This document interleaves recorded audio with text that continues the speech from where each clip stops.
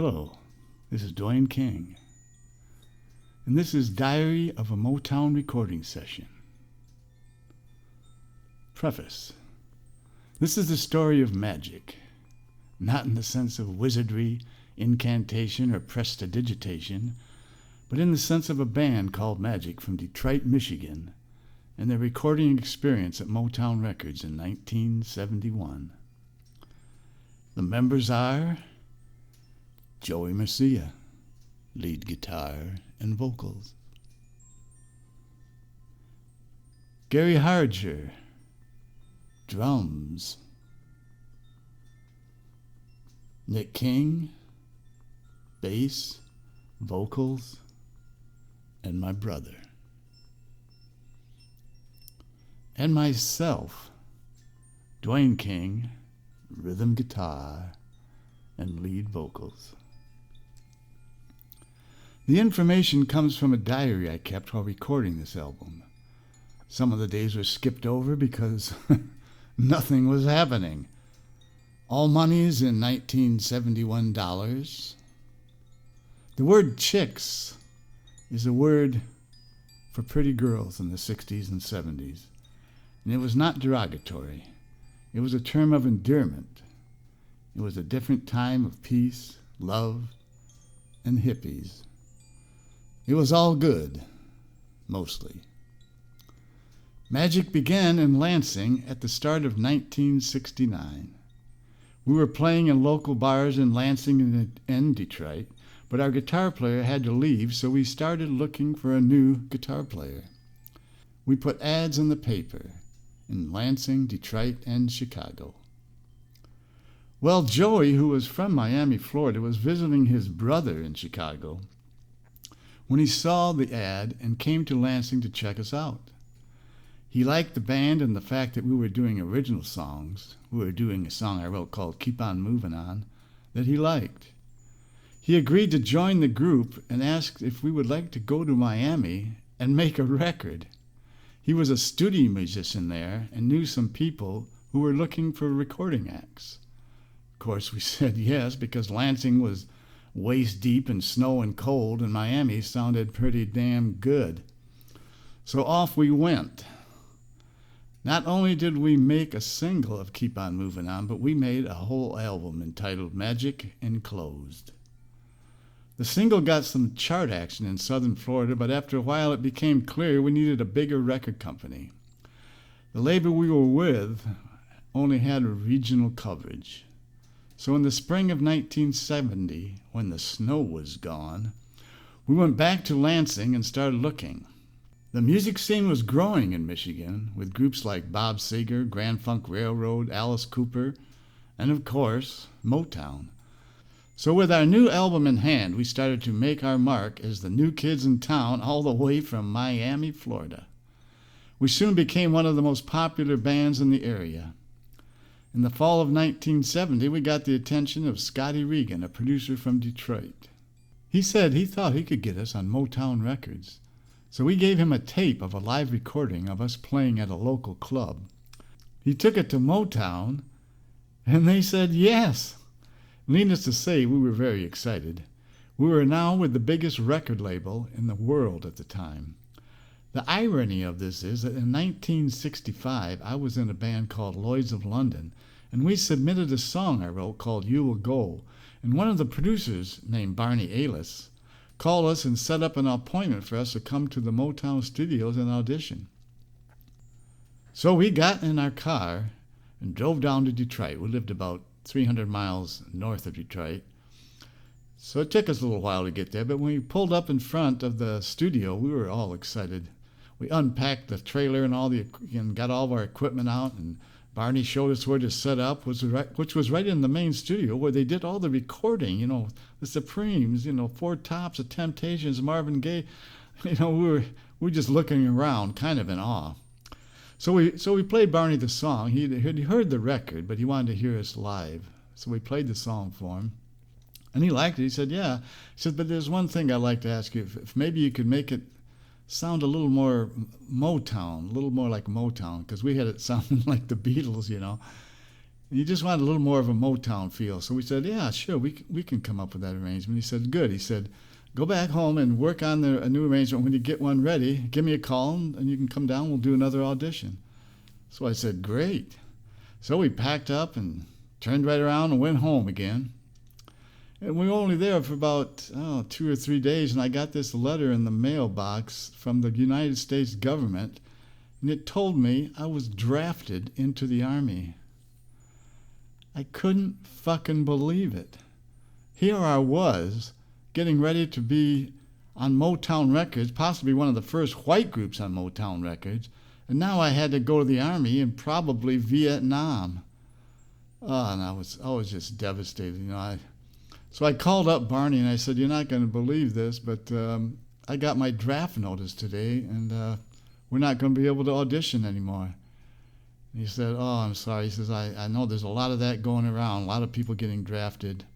He just wished me luck, and that was the end of our Motown experience. So off to Vietnam I went, which was, of course, no fun either. Tanks and people getting shot, and well, I'll spare you that. But I did make it back alive, as you can see. And now, here I am 5 years later, picking up right where I left off 5 years ago, getting ready to record for Motown Records. And the thing is, I didn't even know that Barney was one of the people involved in signing Magic until over a year later. So in December, we rented a house in Detroit and got ready to record. At first, we tried recording in the Motown studios, but they turned out to be in total disrepair. We were shocked, of course, to say the least. This is where all the hits were recorded, and now they don't work. So Motown agreed to pay for an outside studio. So Scotty found this new studio owned by Richard Becker that we later affectionately called Becker's Garage, because it was a converted garage attached to his house in Detroit, but it had great equipment. So we booked the studio for January 2nd, the beginning of a new year and a new adventure, and started recording for Motown Records. And that's where this diary picks up. January 1st, 1971. Hi there, diary. Last night was New Year's Eve. I stayed home all night and did nothing. Tomorrow we record. I feel certain this is going to be my year. It's now 12:05 a.m. and the year is in its second day. Good night, all.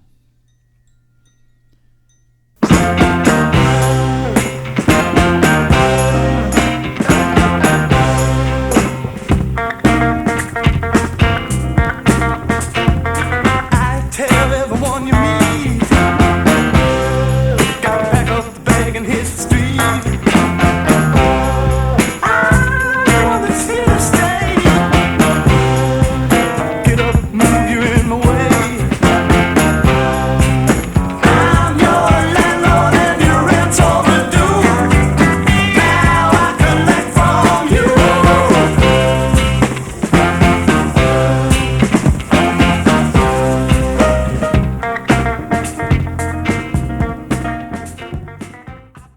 January 2nd. Hi, diary. Hooray! Today was a smashing success in the studio. We laid down 7 unbelievable tracks. We recorded from 5:30 to midnight. Ardeen Taylor, a Motown recording artist Scotty knew, stopped by with a neat-looking chick. His record is already on the radio. I hope we're next. Record again Monday or Tuesday. I'm so happy. Good night. January 5th. Hi, diary. Scotty came over today. We talked about songs and recording and about playing in a planetarium in New York City as part of our promo tour. We had told Scotty about the success we had from playing at the Abrams Planetarium at Michigan State University in East Lansing a few months earlier. It was like playing at night under the stars. Plus, we had a trippy light show company to augment the musical and visual experience. It was one of our best gigs. It was literally the talk of the town for weeks, getting great reviews from all the Lansing newspapers and all the people who came to the 6 shows we did there. Well, Night all. January 6th. Hi, diary. Today was one of those bad days in the studio. We went in at 11 at night and got nothing done. 2 hours wasted. We tried to overdub one of Joey's songs called Our Hearts Are in Our Heads and spoiled the track. Yes, it was a bad day, and I bid you good night. January 7th. Hi, diary. Today was 100% better than yesterday. Had a pep talk with Scotty on the phone, and everything is all right. We decided that we tried too hard in the studio. We had to relax more. It sounds too mechanical. We have to stop trying to please everyone. It can drive you crazy. We are just a small spot on a small spot in the universe, which is probably another small spot in another galaxy, etc., etc. So good night, all. I think I was trying to get philosophical. Nice try, Dwayne.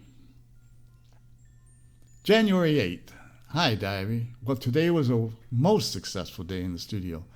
We cut tracks for Keep On Moving On, which we were redoing for our new album, Black Train, and Artificial Dream, Our Hearts Are in Our Heads, and I'm Your Landlord. And we only have about 2 or 3 more tracks to lay down. Morale is a lot better now. Things are going to be all right. No matter what happens or how things turn out, we did as good as humanly possible. What more could you ask for? Good night, all. January 9th. Hi, diary. Got up, watched the tube, that's the TV, for a while. Had a hurried supper and off to the studio at 5 p.m. Another successful day. We cut No, No, Don't Use Your Love to Blind Me, fixed up I'm Your Landlord, and 2 new songs of Joey's, Absolutely Free, Absolutely Beautiful, and Singing a Song. Everything is going quite well. The bass player from Motown, Bob Babbitt, came in tonight, probably to check out the studio. He asked who was the singer, and I said me. He seemed to like what he heard. Now, Bob Babbitt was one of the main bass players who played on a lot of the hits in the mid-'60s into the '70s. Good bass player. Well, night all. January 14th. Hi, diary. Well, today we did voices at the studio and things went great. We did Velvet Underwear and part of Pacifying Burn. We talked about the planetarium promotion idea, playing in planetariums in Miami, New York, LA, etc. I hope they come off. We would be flying around the country and grooving. One of the Motown VPs, who I later found out was Barney Ailes, likes the idea, so things may start to happen. Well, night all. January 15th. Hi, diary. Well, today we did more guitar overdubs. Joey got a little emotional, but everything turned out all right. Voice overdubs tomorrow. Ate at a good Italian restaurant right across from the studio. The legs broke on the foosball game tonight, so it put a stop to our entertainment for the evening. So, good night. Now, foosball was a table game, kind of like soccer, where you turn knobs and try and get the ball into somebody else's goal. Because we didn't have video games back then, so foosball was what we did for entertainment. January 16th. Hi, diary. Finished up guitar overdubs and did a couple bass drum overdubs with Nick playing bass drum with a mallet. He played along with his bass notes, and it sounded real good. We're going to try and do it on some other songs, too. Tried to sing An Artificial Dream, but couldn't get a take. I don't know if Scotty was too picky or I just didn't sing it good. Oh, well. Night all. January 21st. Hi, diary. Recorded vocals on Keep On Moving On and Our Hearts Are in Our Heads. Got good vocal performances. Went to Coral Gables nightclub and hung out for a while just to kind of chill out and came home alone. So I bid you good night. January 22nd. Dear Diary, recorded voices on No No and Keep On Moving On. Scotty said he didn't think the lyrics to No No were very strong. I think they're great. Oh well. Night. January 27. Hi, Diary. I got up and went to the studio myself today and recorded some more lead vocals. Everything was real good. Richard, the recording engineer, came across a different way to record voices. He used it on Joey's voice for his song Absolutely Free, Absolutely Beautiful. It has kind of a wet sound to it. It's quite good. Well, night all. January 28th. Hi, Diary. Did some more lead and background voices today. Joey did lead guitar on his songs today. It's starting to get closer to finishing time. The wait is gonna hurt you, I know. Tomorrow we record again, and at night I see Laura Nyro in concert. Yeah! January 29th. Dear Diary, bad snowstorm today caused Richard Becker to get stranded in Ann Arbor. As a result, no session today. But I didn't care that much because tonight was Laura Nyro night, and she was great. I sat second row up by the stage. I had perfect view. She sang all the hits and did 3 encores. I'm very thankful for being able to see her tonight. Thank you, thank you. Night. Now, Laura Nyro was a singer-songwriter back in the late 60s and 70s. She's quite good. You should check her out on YouTube. February 3rd. Hi, Diary. We recorded a guitar through the organ, Leslie, on Don't Use Your Love to Blind Me, and it was really great. If people don't like this album, I'm really going to be pissed. Not to mention disappointed. But I won't give up. February 4th. Hi, Diary. Well, today was good. Did voices on I'm Your Landlord, Our Hearts Are in Our Head, and Alexis. And everything seemed to be near completion. Saturday, we do tambourine and assorted percussion. Well, night all. February 6th. Hi, Diary. Well, today the Motown tambourine player did his thing, and it was quite good. We recorded from 6:30 p.m. to 9. It sometimes gets a little hectic trying to explain and create parts to play and what songs to play them in. But it seems as though we made it all right. Next is getting with the arranger for horns and strings. Okay, now the tambourine player was Jack Ashford, one of the studio musicians for Motown and a member of what was called the Funk Brothers. And he was a wonderful person. And he was a great tambourine player and a percussionist, I must say. February 8th. Dear Diary, well, today we went down to the Motown office building on Woodward Avenue in downtown Detroit. We saw Ardeen Taylor again and met Norman Whitfield. Now, Norman Whitfield was one of the great songwriters and producers at Motown.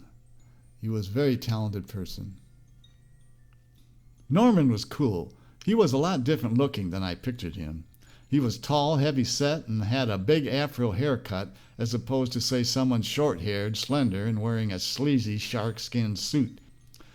We met a few more people and left without the musicians' union checks we went down there to get.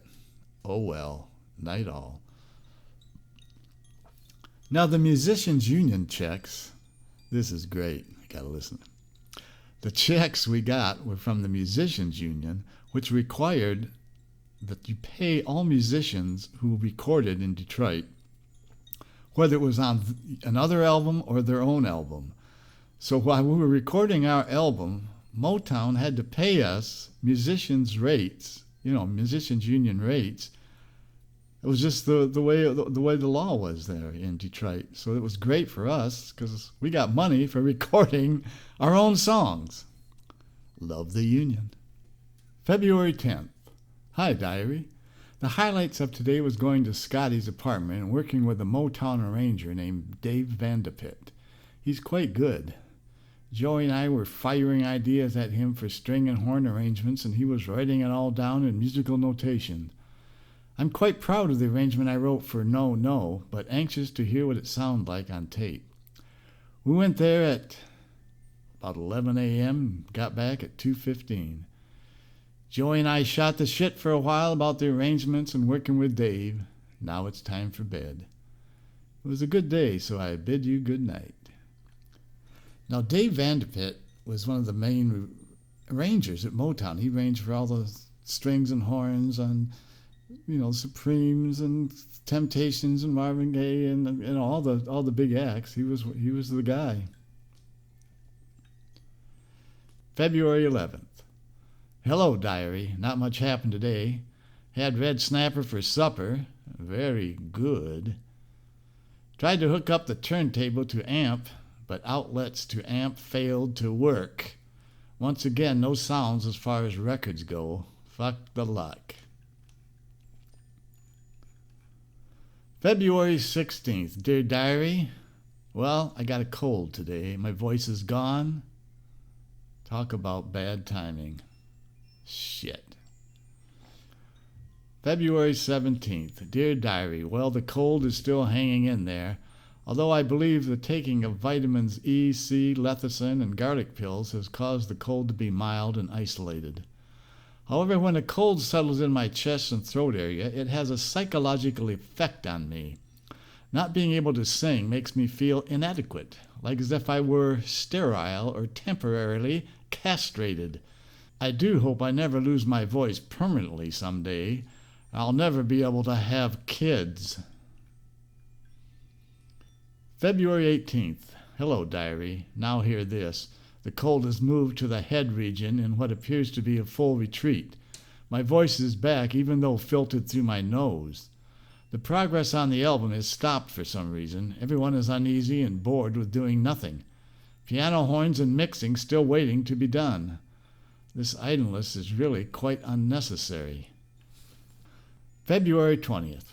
Hi, diary. Well, today Scotty called us and assured us everything was coming along fine. I told him we were all getting restless and bored from not playing, so he said he got us an audition Monday afternoon at a local bar and also Saturday at the Chessmate, a well-known blues bar in Detroit. We also sent contracts out today for a possible job at the Headrest in Miami, Florida. We would start on my birthday, March 17th. Things looking better. Hooray! February 21st. Hello, diary. We rehearsed yesterday and today for the bar audition tomorrow. It was kind of fun, though, going over all those old tunes we used to play at the bars in Florida. We played them today with the PA hooked up, and it sounded pretty good for not having played in so long.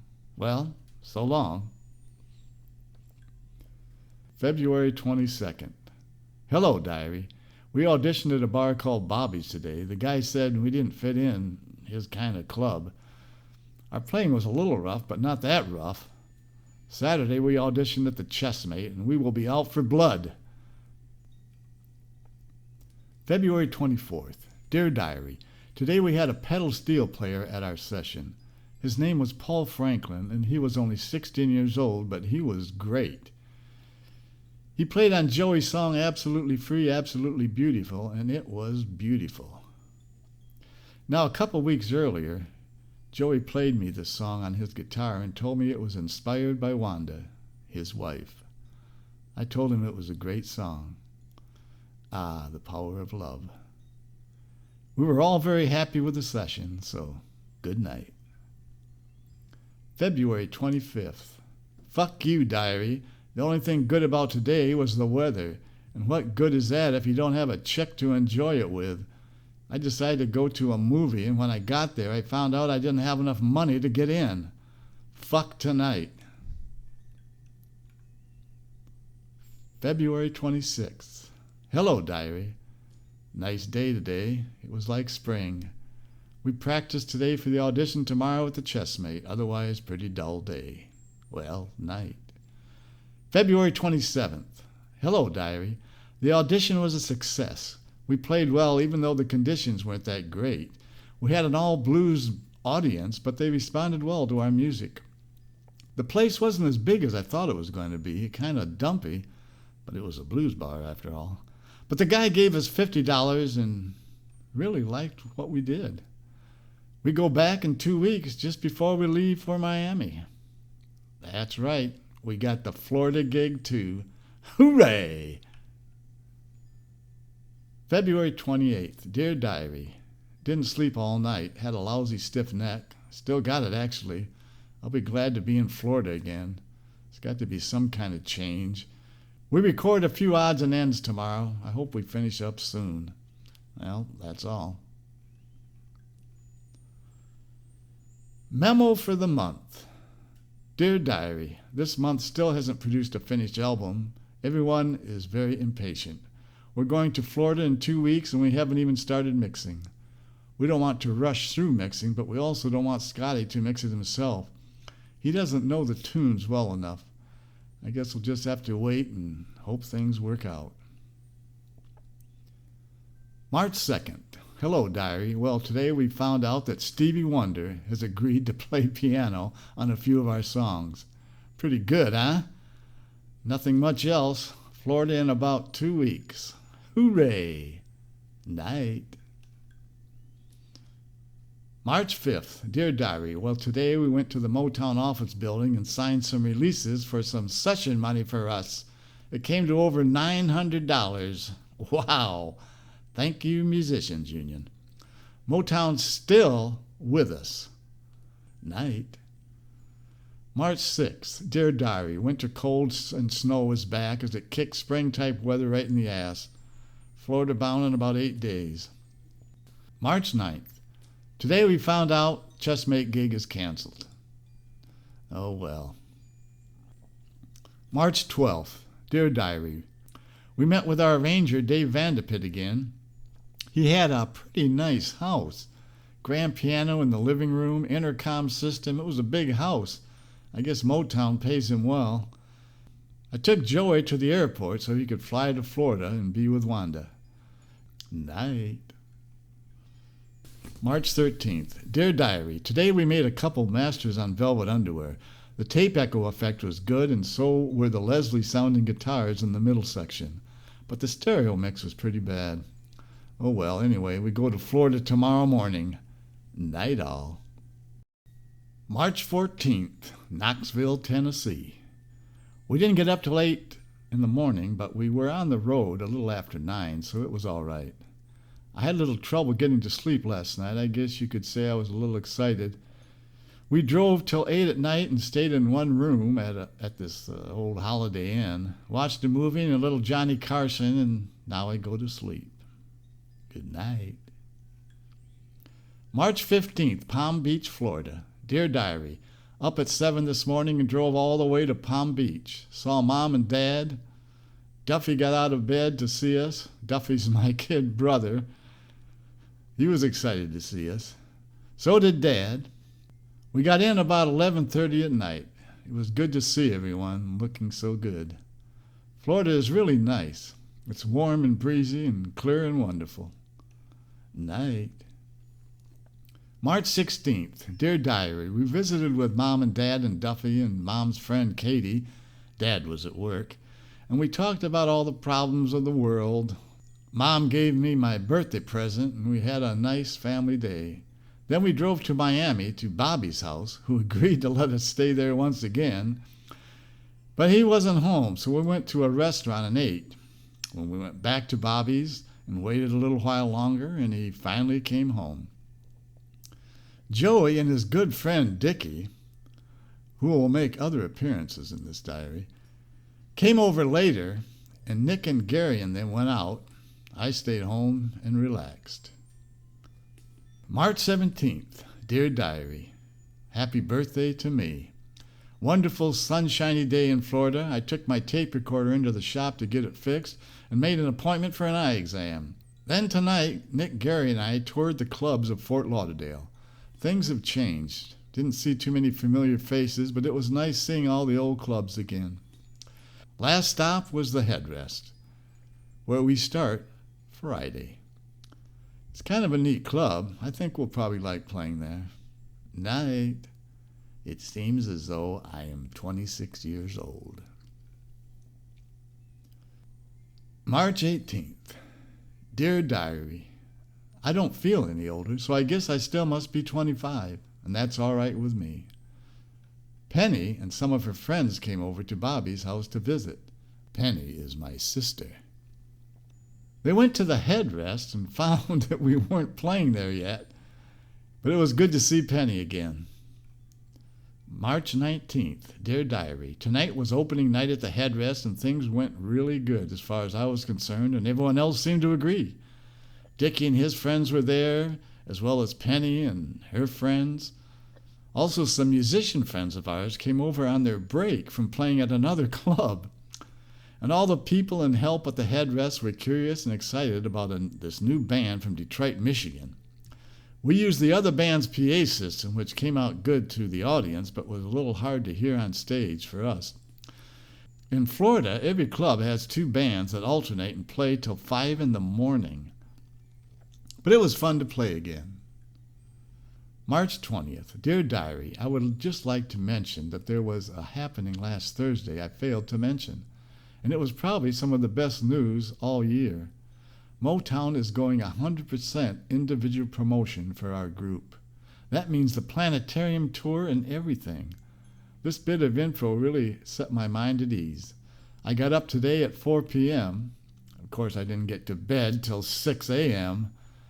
This club life is rough. March 21st. Dear Diary, I was pretty tired again after the long night at the club. However, I'm going to be more tired very soon because I have to stay up for the remainder of the night to catch a plane at 7:45 a.m. for Detroit. We're going to do the strings, horns, and piano session with Stevie Wonder. I am excited about that. March 22nd, Detroit. Dear Diary, caught the plane at 7:45 a.m. Joey was sick, Wanda looked like she had been in a freak scene all day, and Dickie was along for the ride. They dropped us off at the airport, and we arrived in Detroit at 12:30, but we were too late for the string session. As we pulled up in the cab, the string players were just leaving. We listened, and the parts seemed okay, but the master tape seemed to be running slow. But it wasn't. I think we were just a bit tired from the long night. Scotty assured us everything would be all right, and he drove us home. We had something to eat and crashed out. March 23rd. Dear Diary, well, the horn section was great. The speed of the song sounded back to normal, and the string parts were excellent. Scotty and all of us were talking about how big we are going to make it and what a giant success this is going to be. The planetarium tour looks like it's really going to happen.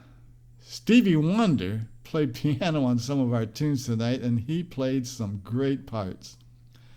He seemed like a very nice, sincere person. He really liked our tunes. He said we weren't white trying to sound black or trying to make black music sound white. It was a memorable experience. March 24th, Miami. Dear Diary, caught a 747 jet out of Detroit this morning. It was a nice, big, modern plane and everything, but I was a little concerned about whether anything would go wrong with it.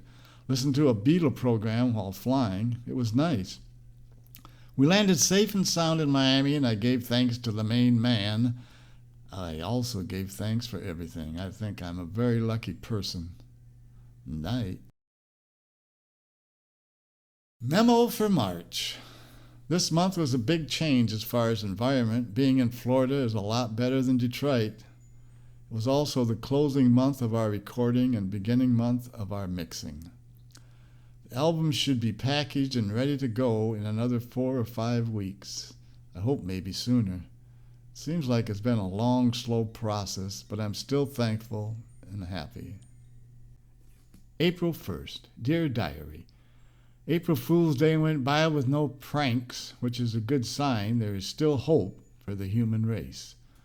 Tonight, we sounded great.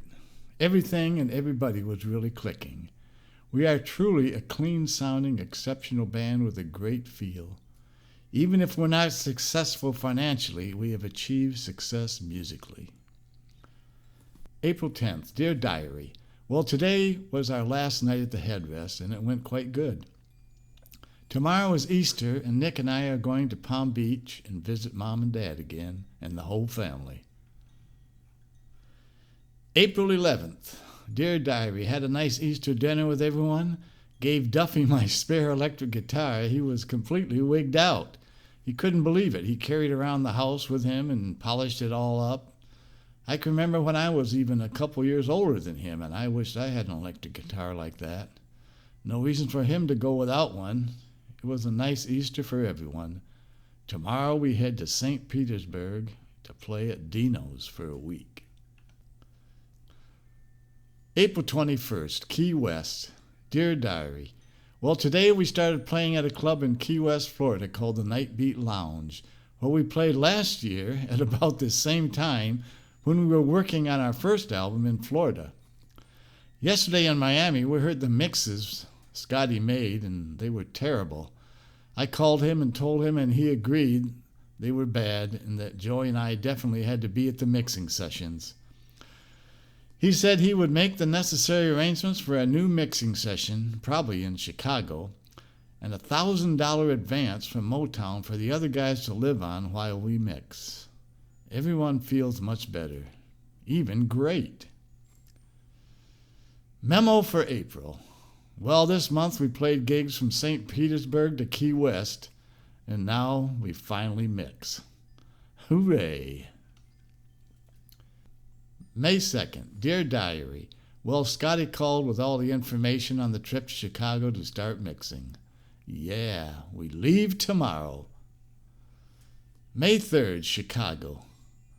Dear Diary. Well, Joey and I arrived in Chicago and got a motel near the RCA studio. Everything is going fine except Scotty is sick today and couldn't bring the tape from Detroit. He's sending it by Air Express. It's supposed to get here this afternoon. Still waiting. May 4th, Chicago. Dear Diary, we have the tape, but the mixing didn't go too well. Joey and I can get the right blend on the instruments and vocals, but there's so much more technical information you have to know about getting the right physical sound, and the engineer we have here in Chicago is an old guy who knows very little about what we want. The mixing board is also small and inadequate. So Scotty got into Chicago later today and called New York and booked another studio. Yippee. May 5th, Detroit. Dear Diary, we arrived in Detroit today, got to the house, and because it was such a nice day, Joey and I bought a wiffle ball and bat and played wiffle ball in the front yard. It was fun. There's no oil in the tank, and we have no money to buy some, so it will be a cool night tonight. Nick and Gary got back tonight after a long drive from Florida, so everyone's back at the house. Home sweet home. May 6th, Dear Diary, a very nice sunny day in Detroit. Played wiffle ball again. Scotty came over and gave us $900 from Motown. Hooray for money, and hooray for the Musicians Union. Tomorrow, Joey and I fly to New York. Still no oil for the stove, so I bid you another cool good night. May 7th, New York City. Dear Diary, New York is quite the town. The people are unbelievable. Walked around Greenwich Village, saw the Fillmore East, but didn't go in. So much to do and see here. Then back to our hotel to rest up for the session tomorrow. Yeah. May 8th, New York. Dear Diary, well, today we mixed Velvet Underwear and it really came out good. Shelly Yakis is really a good engineer. He knows his shit. We got started around 2 p.m. and finished up at around midnight with 2 songs mixed. The other being Keep On Moving On. Both of them really sound good. Oh, happy day. The only thing is we have to have 6 songs done by Monday. It's going to be rough. May 9th, New York. Dear Diary, we did 2 more songs today, Alexis and I'm Your Landlord. Both very good, but still 2 songs short of the number of songs to be ready for tomorrow. Scotty says he'll handle it, though. I think everything will be all right because the mixes are so good. There's a lot of technical stuff that has to be done to the instruments and voices to get the correct overall sound, and it takes time. And time stops for no one. May 10th, New York. Dear Diary, Scotty played them for Ralph Seltzer and flew back this afternoon and said everything is okay. We can mix the rest of the album here with no problem. Great. All right, now Ralph Seltzer was a lawyer and VP of Management and special assistant to Berry Gordy, the head of Motown. So we mixed Don't Use Your Love to Blind Me today. It took all day and all night, but we got it and got it good. At first I didn't think we were going to get the phasing on the voice, but Shelley came through and got it with no problem. May 11th, New York. Dear Diary, tried all day to get one of Joey's songs, Our Hearts Are in Our Heads, but couldn't get one done. Joey was freaked out because he wanted Stevie Wonder's piano all the way through the song and louder. However, the piano was cluttering up the rest of the track, but he couldn't see it or didn't want to see it. At any rate, he walked back to the hotel by himself. Scotty was concerned, and we went to the stage delicatessen and talked. I told him I thought everything would be all right tomorrow. At least I hope. May 12th, New York. Dear Diary, today we had a day off. The studio was already booked and we couldn't get in. Joey seems to be okay now. We walked around and took in some of the sights and just relaxed. May 13th, New York. Dear Diary, today was duck butter. I didn't get the filtered voice effect I wanted on the front of the tune, but Shelley said he couldn't understand what I wanted exactly. I couldn't explain it to him, so I let it go. It sounds good, so it's probably all for the best. The word came down from Motown that we have 2 days to finish the mixing and we have 5 songs to go. I don't think we can do it. May 14th, New York. Dear Diary, well, today I stayed up 20 hours while Scotty and Shelley tried to get a mix on Our Hearts Are in Our Heads. Joey gave up trying to stay awake and went to sleep in one of the rooms. We had a helper today also, a kind of neat chick from Sydney, Australia. She had an English accent, lived in London, and claimed she knew George Harrison, Paul, and George's wife Patty, who was one of her best friends. She was a very interesting person, very much together. May 15th. Dear Diary, we didn't get a mix on Pacifying Burn, but all is well because Scotty called Ralph Seltzer again, and he said it was all right for us to come back next weekend and finish up. Scotty says it was like taking a 500-pound load off his shoulder. Once again, everything is going to be all right. Thank you, God. May 16th, Detroit. Left New York at 5:45 p.m., arrived in Detroit at 6:22. Scotty drove us back to the house and we listened to the tape. The speakers were bad, so it didn't sound super, but it was still good. I've heard it so much, I really don't see how it can sound good to me anymore, but it does. We talked for a while about our experiences in New York, and then I gladly hit the sack. May 17th, Dear Diary. Today, Duffy and Wanda flew into Detroit from Florida at about the same time and arrived at the house together. Duffy played on all the guitars and amps and drums in the house. It was a nice sunshiny day, so we played some more wiffle ball. I set up a bed for Duffy in front of the FM radio to keep him company, and then I went to bed. Night all. May 18th, Dear Diary. Today Duffy went over to a friend of the family's where he'll meet up with Mom and Dad driving up from Florida. It's confirmed now the other people that were living at the farmhouse are now out. And we're in. Yeah. Night all. May 22nd. Dear Diary. Joey and I got up at 6 a.m. to meet Scotty at the airport at 8:30 a.m. to go to New York for the mixing session. He never showed up. We waited until 12 noon and came back home. Have no idea what happened to him. Went to his house and he wasn't there. I can only guess something has happened to him. I sure hope not. May 23rd, Dear Diary. Somehow we missed Scotty at the airport and he was in New York all the time. What a bummer. You see, there's no answering machines back then, so couldn't leave a message.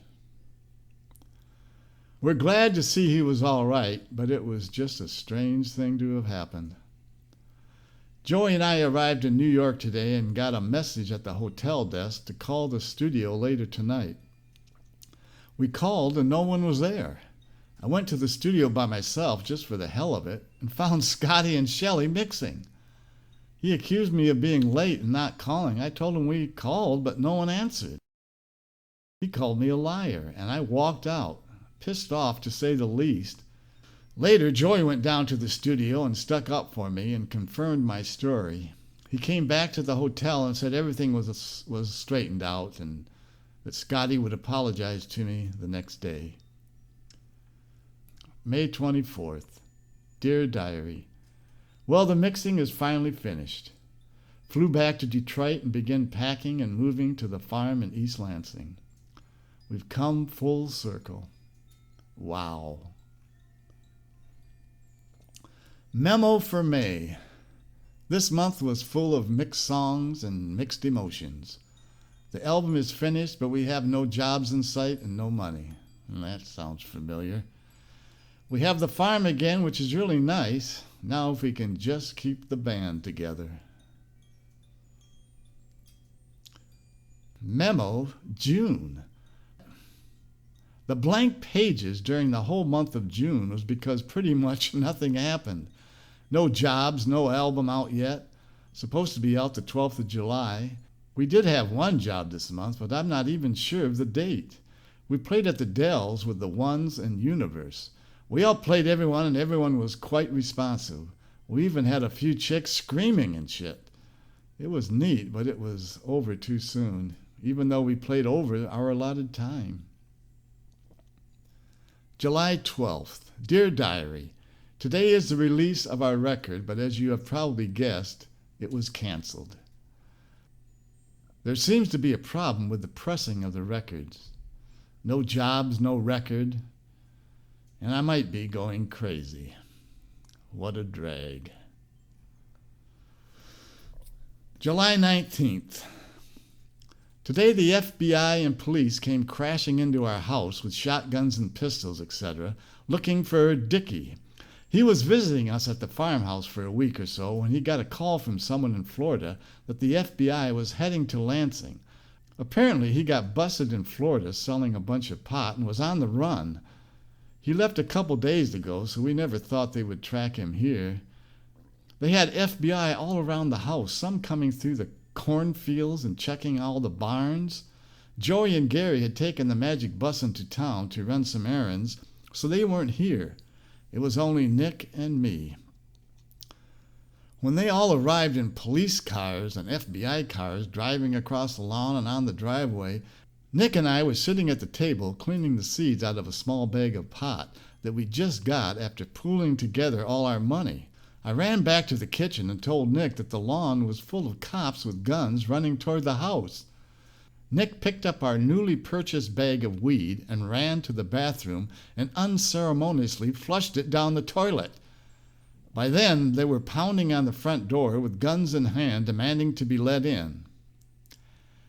Well, I let them in. They told Nick and I to stand against the kitchen wall with our hands up. They started yelling at us, "Where's Dickie? Where's Dickie?" And we told them he left a couple days ago and was not here. A couple young FBI agents with guns in hand held us there while the others searched the house upstairs, downstairs, and in the cellar. Then they decided that we probably weren't a threat and lowered their guns. They took Nick into one room and me into another. They questioned us for about 2 hours, and we just basically played dumb. One of the young FBI guys said, "This is the cleanest house we have ever raided." I told him we like to keep things tidy. The head FBI guy told us that they're probably going to get arrest warrants for Nick and myself for harboring a fugitive. The whole thing was kind of a drag. However, it did break the monotony. After they left, we needed to get high, but of course, we didn't have any weed. Time passed, but no arrest warrants came, so that was a good thing, I guess. It's going to be another one of those years. There were no more entries into the diary, so the rest of this story is from memory.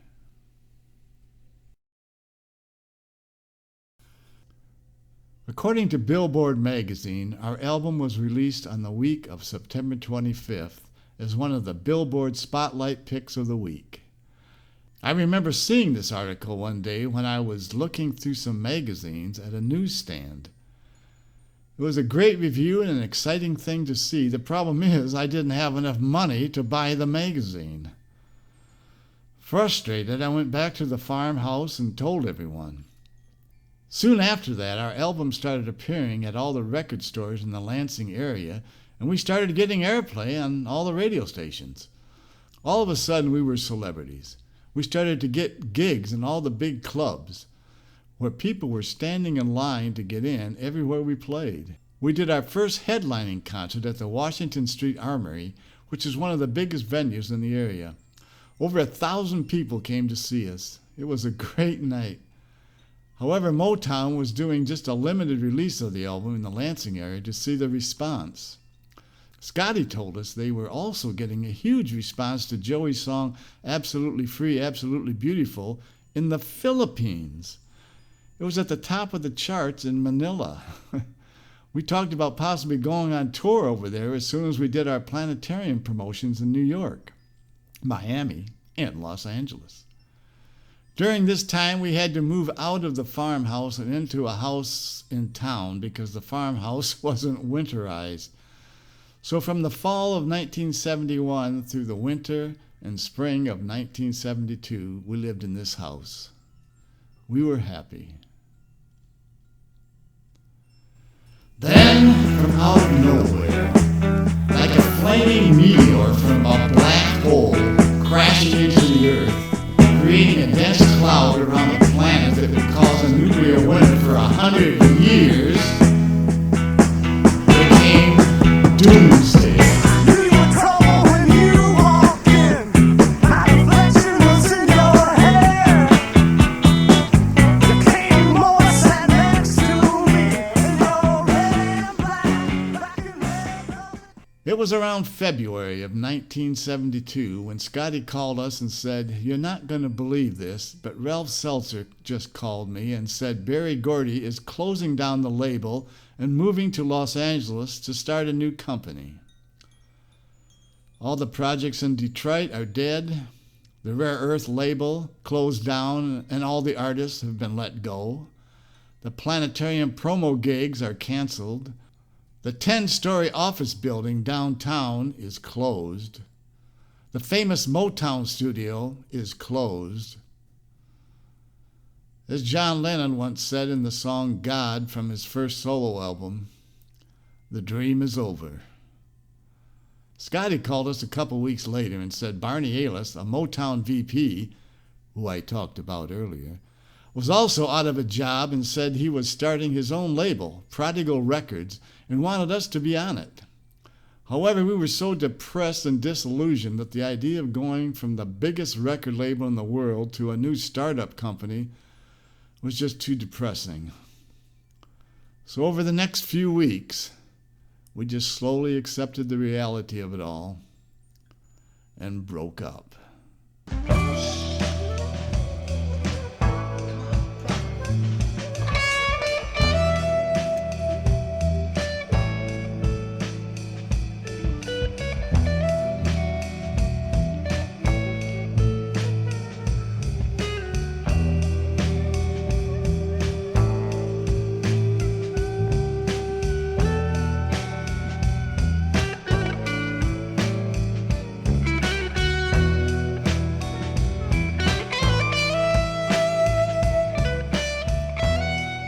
Joey went back to Miami to be a studio musician.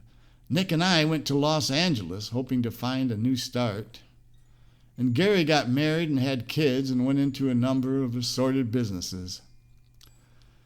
Barney closed his label in 1975 and went back to work for Motown in Los Angeles as one of the vice presidents. I know it's not exactly a happy ending, but like Mick Jagger once said, you can't always get what you want. But of course, life goes on. I am reminded of a wonderful movie called Babette's Feast. It was the first Danish film to win an Oscar for Best Foreign Language Film in 1987. It explored the subject of being an artist. In one case, an excellent opera singer, and the other, an excellent chef, Babette, who had been exiled from her home in France because of political reasons, One day she spends all her savings to give an elaborate French dinner for her friends in her new home in Denmark. They tell her, "But now you will be poor for the rest of your life." And she replies, "An artist is never poor." Then her friend says, "But this is not the end, Babette. In paradise, you will be the great artist God meant you to be. And oh, how you will enchant the angels."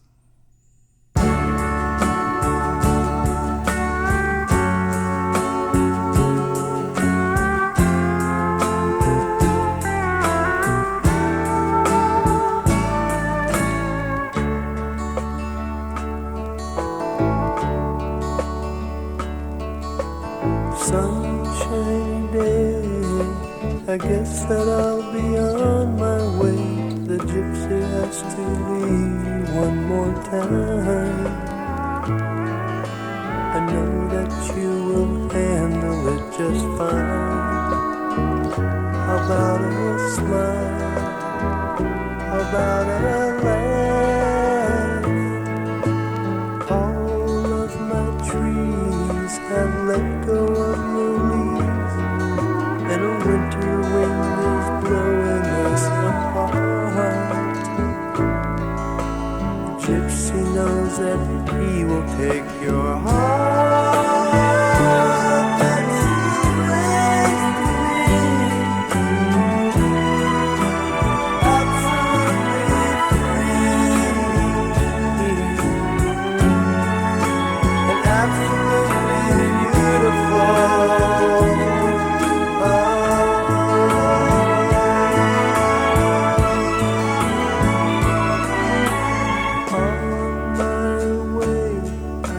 Find a place to stay.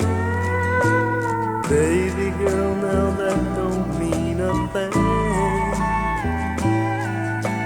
'Cause you get all the love that I can bring in my